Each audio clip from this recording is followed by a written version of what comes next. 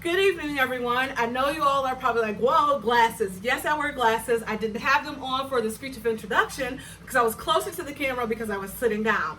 But for this topic, because I'm so vested in it, I have to stand up because I want to show you my passion. And so I have to put my glasses on because I need to also make that connection, that eye contact with you. So let's get right into the topic because we don't have much time. I'm going to teach you guys a little bit today about the importance of emotional intelligence and leadership. So you might not have heard the term, or you may have heard the term emotional intelligence. I'll give you the textbook definition of that. I'm going to talk about 3 CEOs that I followed and that use and have the emotional intelligence trait. I'm going to talk about how an example of when it was used the results and the cause and effect when I used emotional intelligence with one of my employees. I'm also going to talk about a little bit of the cause and effect of when it was not utilized and the results of that. And so we'll get into a couple of things and examples, and I'll give you as much as time will allow. So emotional intelligence. Let me give you the textbook definition for those of you who may not have heard the term. So emotional intelligence is the capacity to be aware of, control, and express one's emotions, and to handle interpersonal relationships judiciously and empathetically. And you will hear empathetic with emotional intelligence because empathy is the act of being able to put yourself in that person's situation to understand and to help them with their situation. So that's with what empathy or doing something empathetically means. So the 3 CEOs we're going to talk about first one is going to be Elon Musk.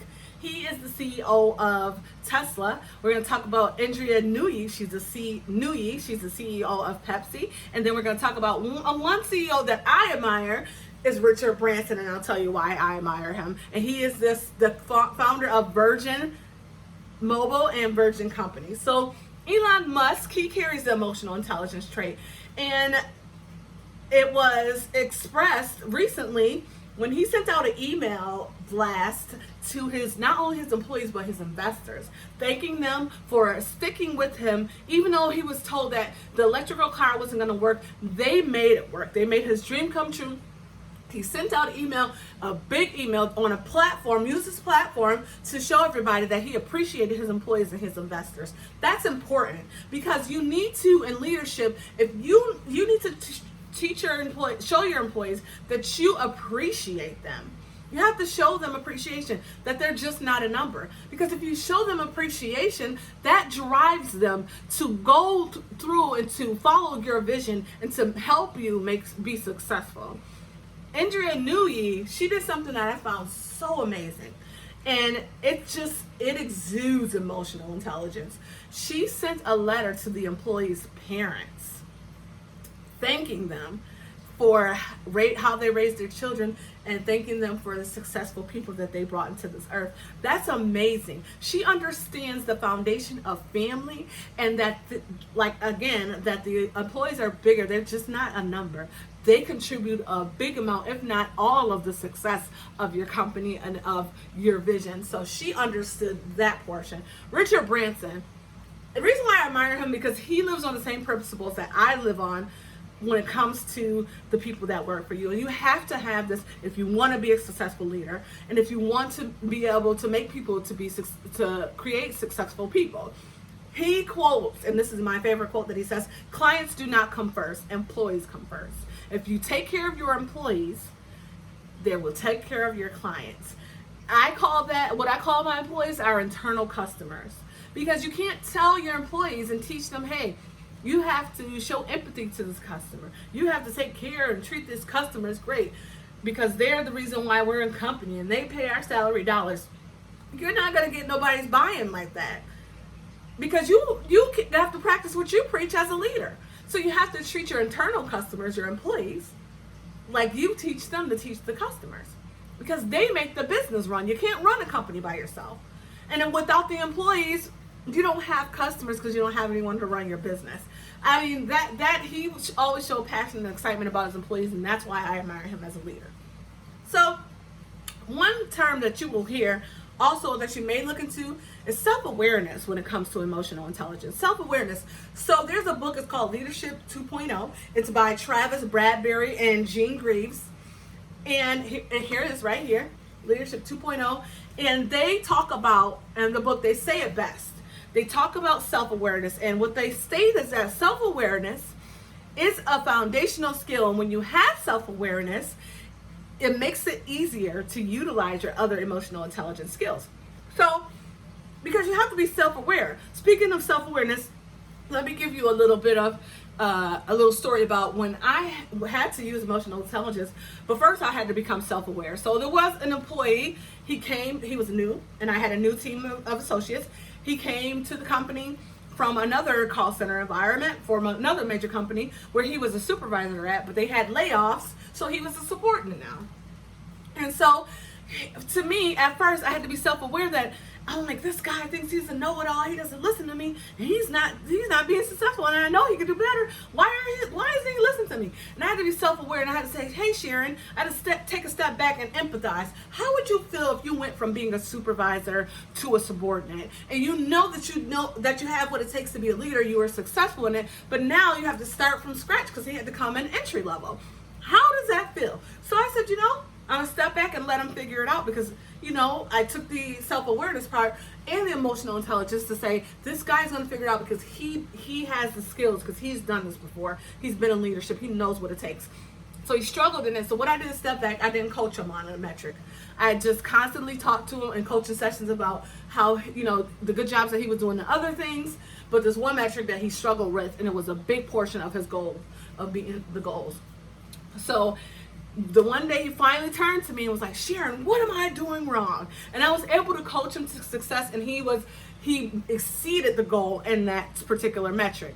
But it took that success, and it took the self-awareness and the emotional intelligence to be able to help him. And I ended up, so with that, because he got so good in that particular metric, because he was already doing well in the other ones, I was able to refer him to the manager development program where it moves him through all the levels quickly until he gets to a supervisor. So this is just a small quick card because I don't have enough time and I want to make eye contact with you guys, but I felt this was important because this is the cause of it. He wrote me this card when I got promoted to a transition supervisor. He said, Sharon, first thing first, thank you so very much for all that you do and have done and continue to do for not only myself but for our team. Your drive, ambition, and dedication to our success is truly amazing. I want to say that without your guidance and belief in my abilities, I would not be writing this note at this time. All joking aside, you have led me to believe that I can do anything possible here at Geico and in my personal life. Being here was a challenge for me, and you made my transition from my old job to here seamless. Through my struggles, I always could count on your sound leadership and advice that I could be awesome. As I make my transition from CSR and beyond, all your lessons will carry on with me. Your voice, wisdom, and all-around drive are what helped me become a great adjuster.